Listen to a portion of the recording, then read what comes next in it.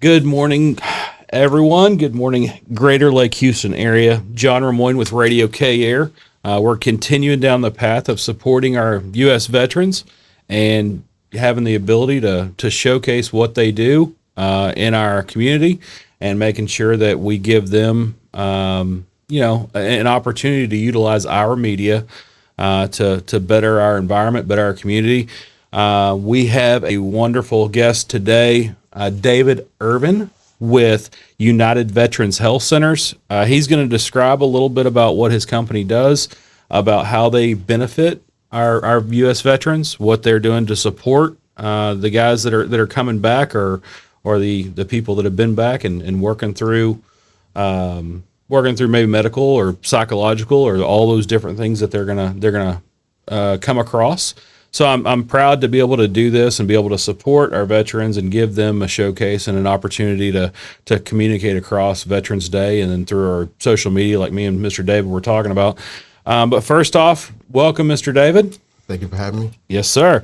We're very proud to have you. And the first thing I like to do in any of these is talk about you personally. Where you came from, where you were born and raised. Really kind of what brought you to sitting in front of us today. So, David, take it away. My name is Benjamin David Irvin. I go by David. Californianite, born and raised.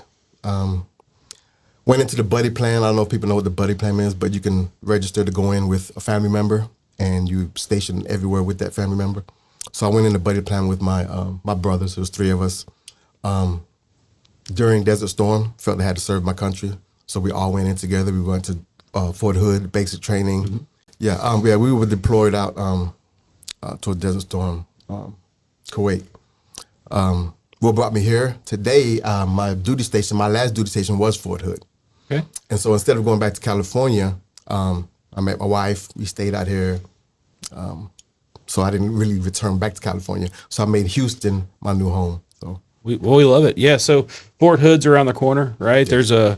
There's a rich, military veteran community out of Fort Hood. I think that people that go through training there oftentimes come back. Either they're going to come back, they're going to live in Houston, they're going to live in Austin, Waco. I mean, that community pulls so many people, and which gives us a great community to work with.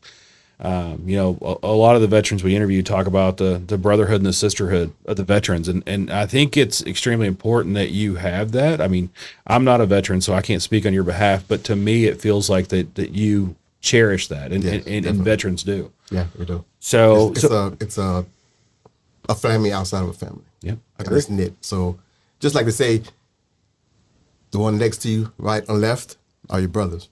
So you got to watch their right and left as they watch your right and left. That's all we say in the military. Yeah, no, and I appreciate that, and that goes right. You're doing that in the military. Watch your left, watch your right. But I notice that veterans often do that after their service, right? I mean, that's something that you guys continue in your business ventures, right? That's something you continue in.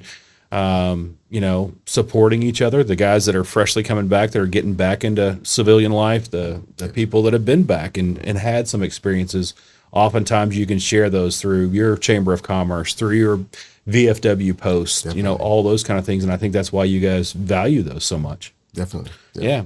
So all right. So you go through your deployment. It's pretty cool I didn't even know that there's the buddy system where you can deploy together, and my guess is it makes it strengthens your family, your immediate family as well, right, as the service, because you get to experience something with your family member. Yep. And then you can relate to that 20, 30 years from now. Definitely. And you can talk about it. Yeah. So that's great. I wasn't aware of that. And then so you go through your deployment, you go through your service. How long were you in?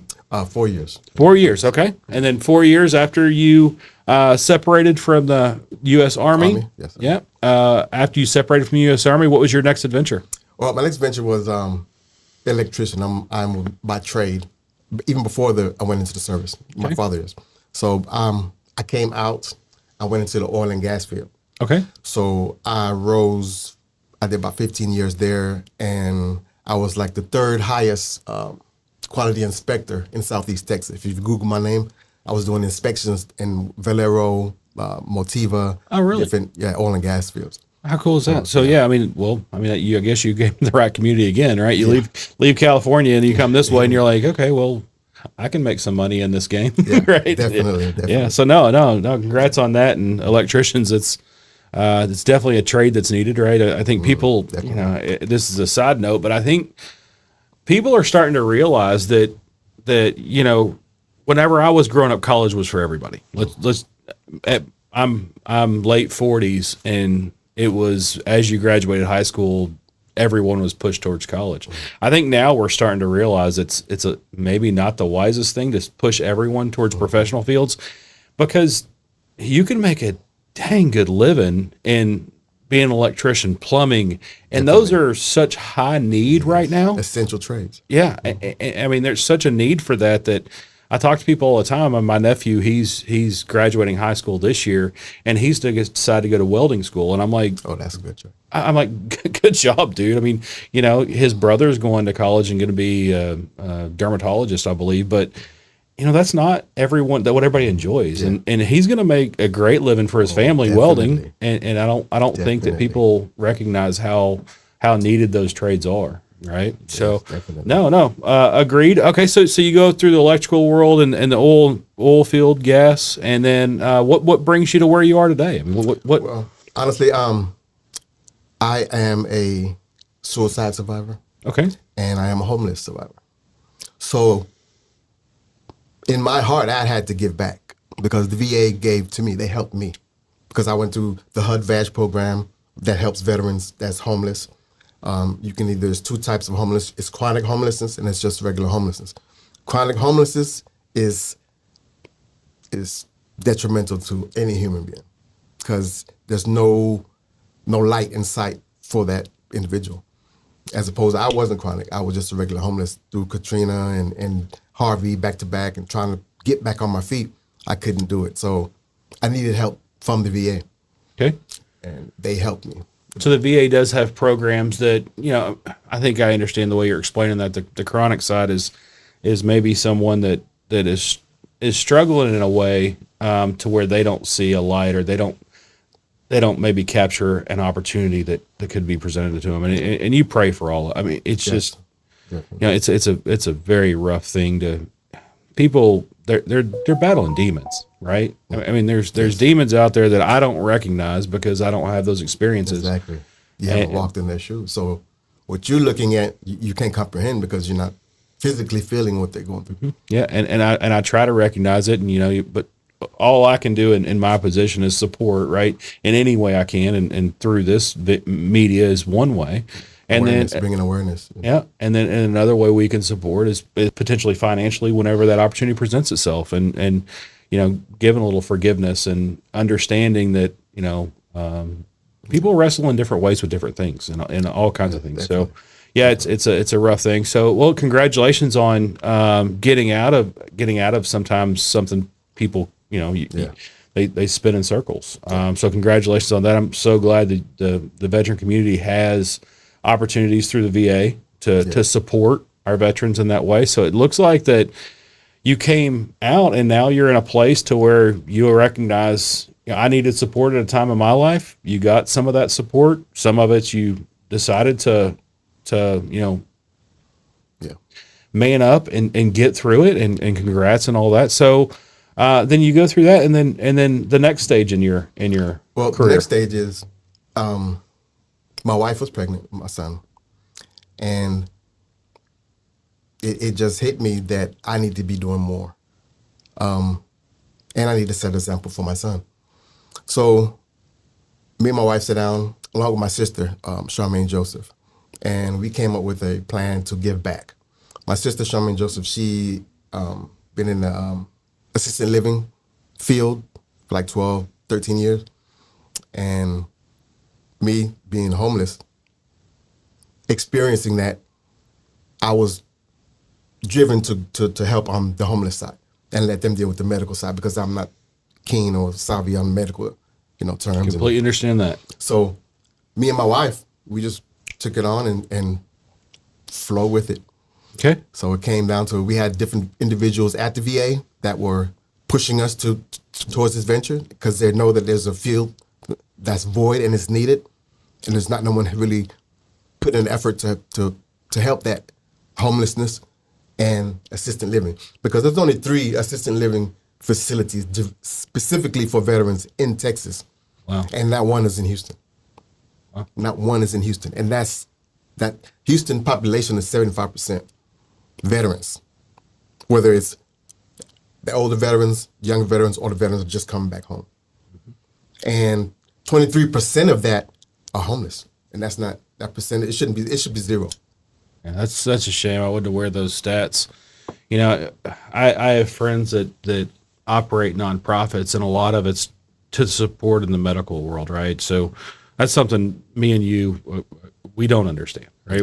Neither one of us are doctors, and I have 0 training in medical. You and me both. So yeah, I mean, you're making a good point. Is that a good field for us to try to follow? And you know, we don't know what's needed. We don't know the financial needs, right? But I think we're both people. We both know we need shelter. Exactly. And so is there a better way to spend that time and efforts in supporting? So, no, I love the concept. And you call it, what is the name of your? United Veterans Health Centers. So United Veterans Health Centers. And your it sounds like your main goal, well, it sounds 2 parts. Like you have a group that maybe handles the medical side of it. Mm-hmm. And then you are directly handling a lot of the shelter need type environment, right on? Because if a veteran comes to us and say, hey, I'm homeless, I need help, we have different partners.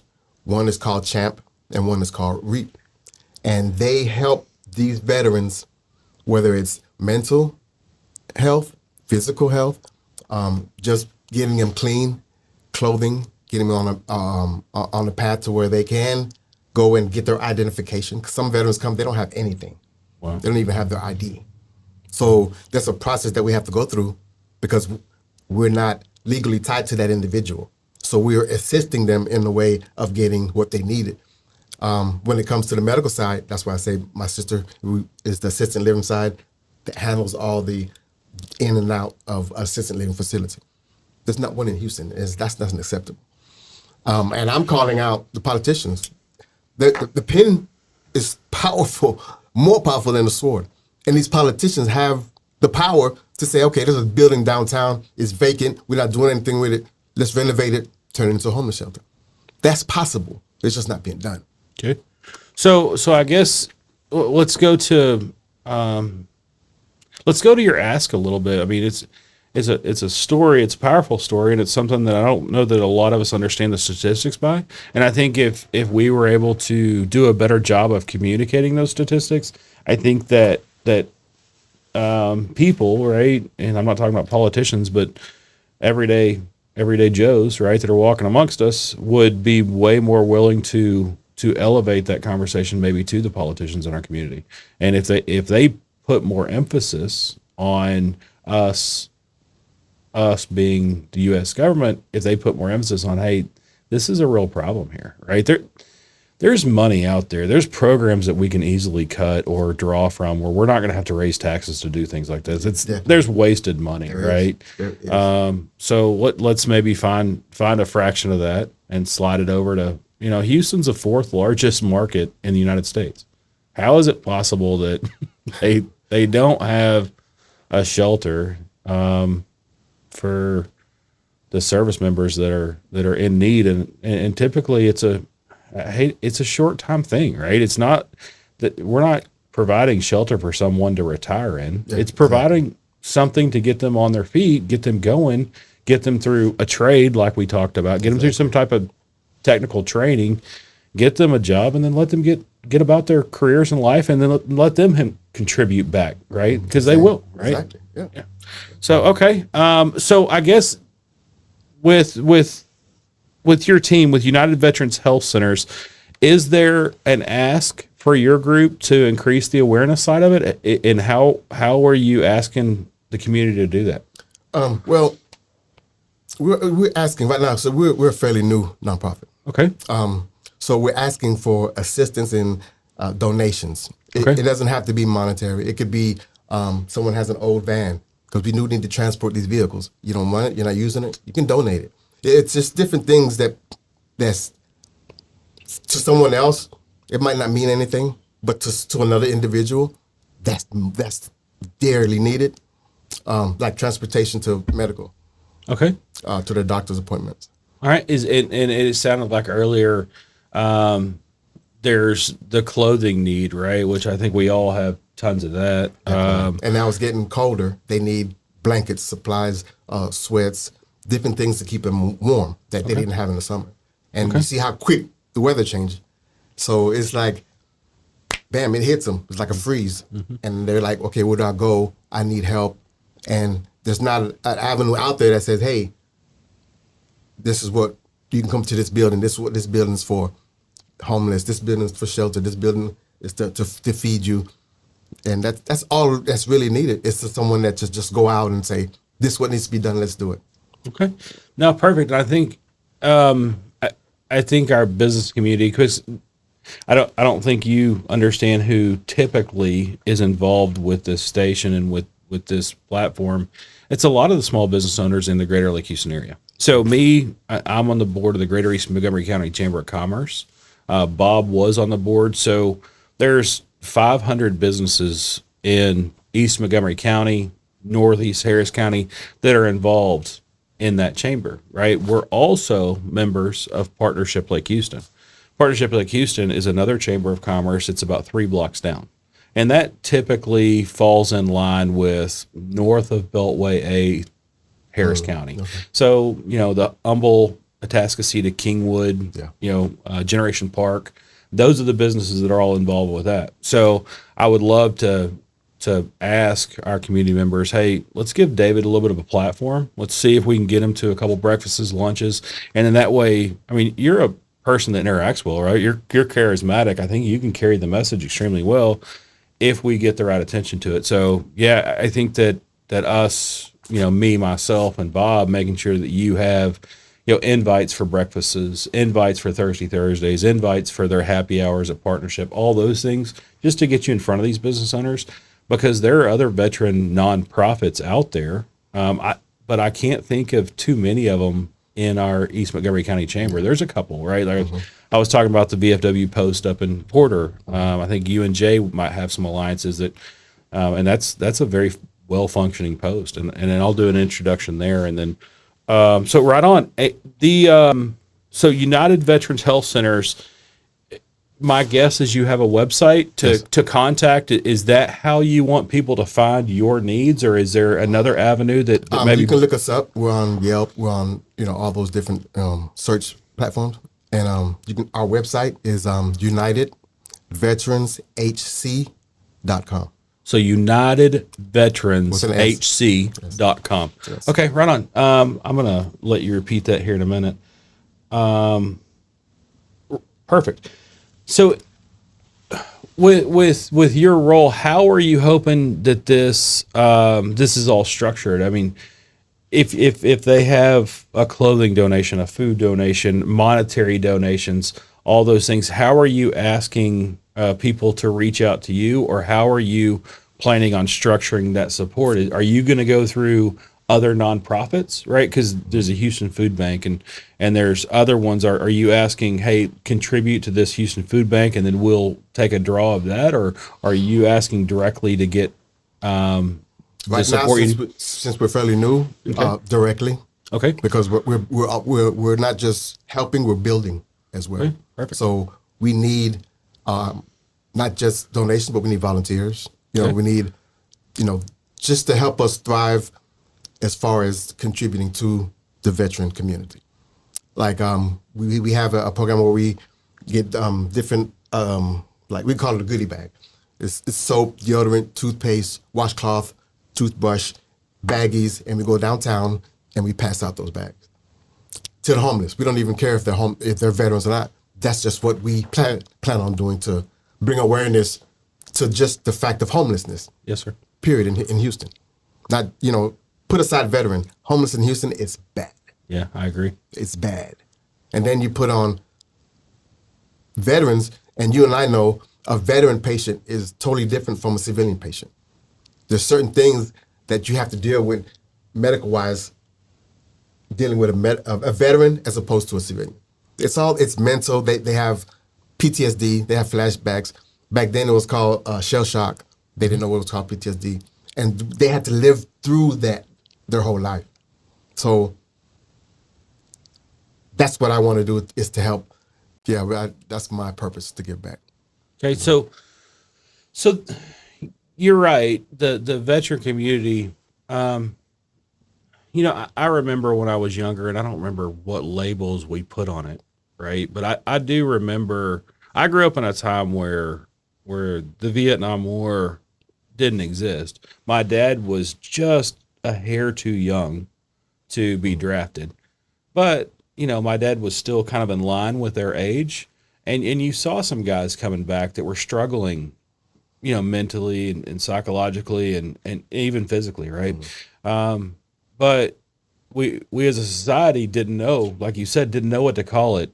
Where we know kind of there is something real there that it's really tough to fight through on the PTSD side, but we labeled it a certain way to make ourselves, it sounds like, feel more comfortable with putting a label on it instead of really addressing the problem. And I think society as a whole, I think we've done a good job of understanding there's something there that's not imaginary, right? It's a serious situation that we need to make sure we continue to fight for. But you're right that a civilian issue of homelessness is a different animal completely than dealing with a U.S. veteran, because they have demons that a normal person can't get through, right? There's things they've seen, things they've heard, things they had to deal with or had to act on, or there's all those things that to a normal person that went to college that didn't serve, right? Yeah. That you think about it, you see movies about it, but it's all an imaginary world to us. And so putting yourself in that shoe and how do you get through it, I think is a lot of what we need to think, realize that it's important for us to address that and support, the nonprofits that come along, that have a purpose and really have walked in the shoes. you yourself, battling the homelessness problem, and then getting the VA to support you, and then having the mental strength to fight through it.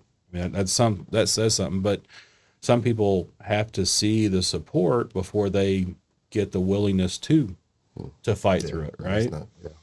So no, I be that way. No, and I hate to put it on the U.S. military, because they've got enough things. It's a huge organization, obviously, and they can't prioritize everything, right? But man, you would hope they've done such a good job of changing basic training, I think, and changing that there's something there to support maybe mental health a little better on the way in. I think we've got a long way to go to support it on the way out. Definitely. Yeah. Because combat it's a demon in itself.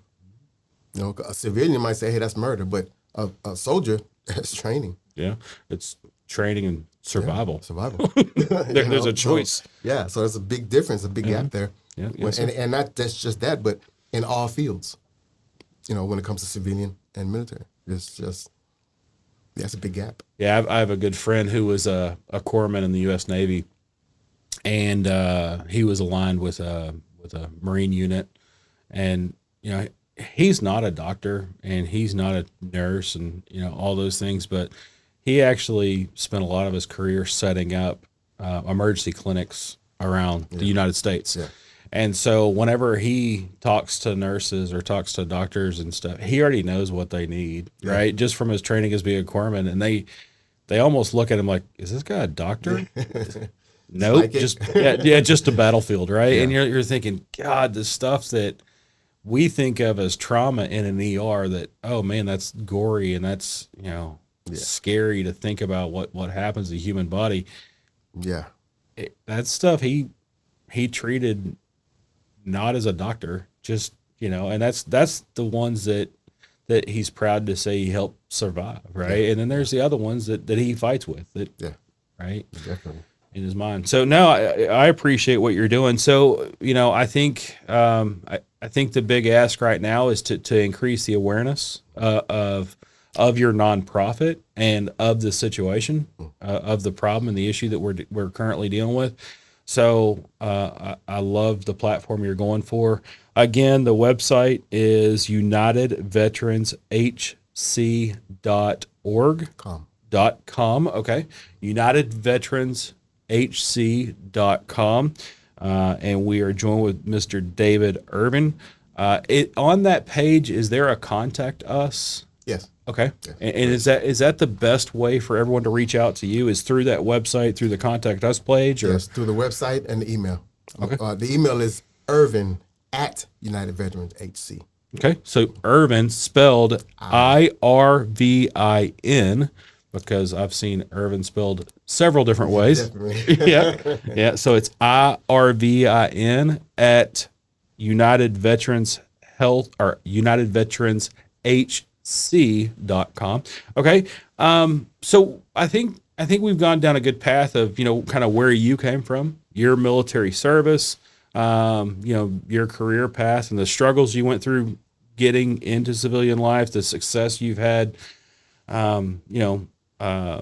in your electrical field, and then the successes you've had in moving and supporting veterans, as well as the awareness of, the United Veterans Health Centers. What other asks, or what have we not disclosed? What have we not discussed that you think is important to talk about? Is there anything that you wanted to also discuss? I think we pretty touched the basics. Okay. Yes, just we are looking for the community to come together and help us for our veterans. They sacrifice for us. Why can't we sacrifice for them? Yeah, I was interviewing, I was telling you, Mr. Wesley Wood. Oh, yeah, Wes. Good young man. And Yeah. and we were talking about, right now we have, Christmas season is almost here, right? We've got what, about 45 days or so till Christmas hits, and I really think it's important right now for people to really consider budgeting for Christmas. And my son has grown up in a very nice neighborhood. He's had a lot of gifts that a lot of people haven't. I don't think, he's definitely spoiled if you compare him to normal, I guess, but I try to keep him grounded, the best I can, all the while giving him, an opportunity to learn, grow, and some things that are fun. I think that during the Christmas time, my family, we celebrate Christmas. We're Christians, so we do celebrate Christmas, but our gift giving to each other has diminished quite a bit, because I think it's a lot more to teach your children of let's budget some, for each other. I used the example the other day. Clay, do you really need 12 packages of Legos? Right? Yeah. Or can we buy you 5, and because you get them every month anyway, can we buy you 5, and then maybe we buy 7 for other organizations, right? Maybe for the kid that didn't get 1 package of Legos. Yeah.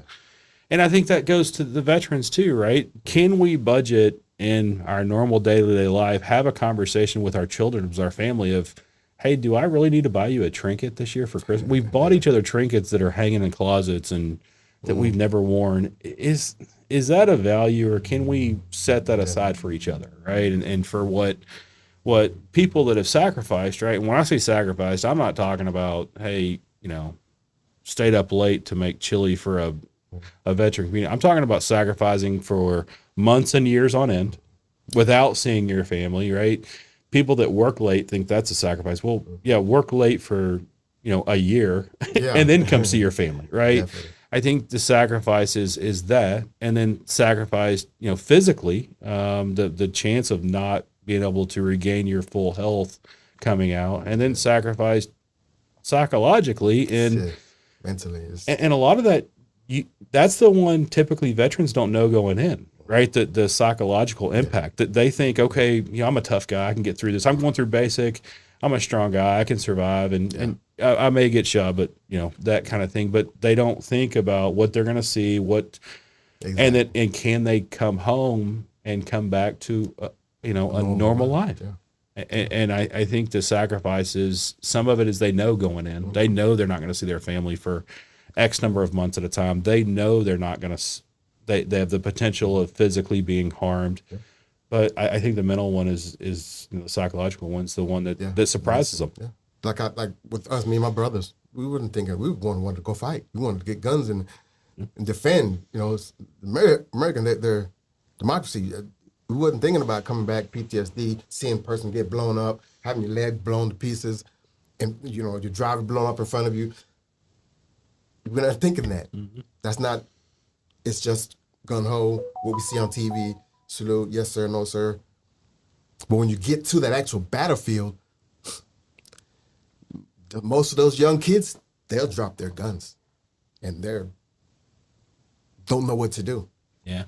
It's we talk about sacrifice and people, I think there's a knowing sacrifice is my point. Whenever you go and you enlist or you sign the dotted line for Uncle Sam that you're gonna sacrifice something, right? I think that what an 18-year-old, 17-year-old, 19-year-old kid doesn't realize is there's a lot of mental strength that's needed and preparation into what could happen. And I that's think what basic training is. It breaks you down from who you are, and it builds you into the man, the soldier that they want you to build. That's what basic training is. That's all it is. It's to get you mentally, physically prepared to be a soldier. So they break down that childish, that 17-year-old kid, it's gone when he comes out of basic. And you don't turn that 17-year-old into a stone cold hard man, ready to go, but he's still 17. Yeah. He's not. I don't think we've done a good job of preparing him for what might, they will see, and it's a shame. But David, I can't thank you enough for what you're trying to accomplish, and we would love to support you in more ways than one. We're gonna, like I said, we're gonna do introduce you to some of the community, see if we can get our small business owners in the Northeast Harris County, Greater East Montgomery County, try to see if we can put you in front of them, see if we can sell this to them. There was something that you didn't disclose about a raffle that you're doing. Oh yes. I don't know if you're aware of the Northgate Country Club. It's off 1960 area, 45. They had donated a 18-hole golf game for free, and so we're raffling that off, and to the lucky winner, and it's for four. It's 18-hole. I'm not too keen on golf, but don't know what that means. But, yeah, there you go. No, that's usually the price on that is with card is anywhere from $60 to $100 per. So I mean, you're talking about a value of $240 to $400 pretty quick, and he's raffling these for $20 a piece. And then can they find that on your website as well? Yes, okay, perfect. So at UnitedVeteransHC.com. And then finally, what else do we need to talk about, Dave? What else can I help you with? Anything else in the world? You've done what's needed to be done, and that's to bring awareness with your platform. Okay, perfect. I really appreciate you having me on in the time to showcase, our organization. Thank you, and thank your listeners for listening. Yeah, that's about it. And when is the deadline for the raffle? December 1st. Okay, so we got time, and I'll make sure we get you to the breakfast and that kind of stuff, so you can definitely get it out. So you can spread it. So no, we love it. Thank you so much, Dave, for being here. Thank you for your service. Thank you for having me. Me and Dave, the chamber president and CEO for Houston. What is it? Greater Houston Area Chamber or Veterans Chamber of Commerce. Yeah, Veterans Chamber of Commerce. Me and him were talking, and he says when you tell somebody thank you for service, make sure it comes with an action, Exactly. right? Veterans know the difference of a hey, thank you for your service conversation and thank you for your service meeting. Mm-hmm. I'm going to take action on what I just said. Yeah. Let's see how I can support you. And so, and I say that to everyone in the community. Just when you think of veteran, make sure you think of how you can impact the veteran community in a positive way. Because on our site, we have a support sponsor a veteran. Okay. So you go on there and it'll explain, you sponsoring a veteran, and it's just not all monetary. Yeah, we have like 15 that's currently in the VA hospital that we go and we bring them to. We just bring them, just go there, talk to them, sit there at their bedside, just bring them support. I love it, man. I love it. I hate, you pray for that not to happen, but it does, and the support of freedom, it's needed, unfortunately, and you want to do anything you can on the way out. So we do thank you again for your service. I do appreciate it. I couldn't ask for a better way for Bob to spend a day than to say, hey, let's showcase some veterans, let's showcase what they're doing, and then hopefully through our chambers of commerce, hopefully through these relationships, we can start helping you grow and get more and more people support. Definitely. So thank you again, David. Thank you for having me. And have a great morning, sir. You too.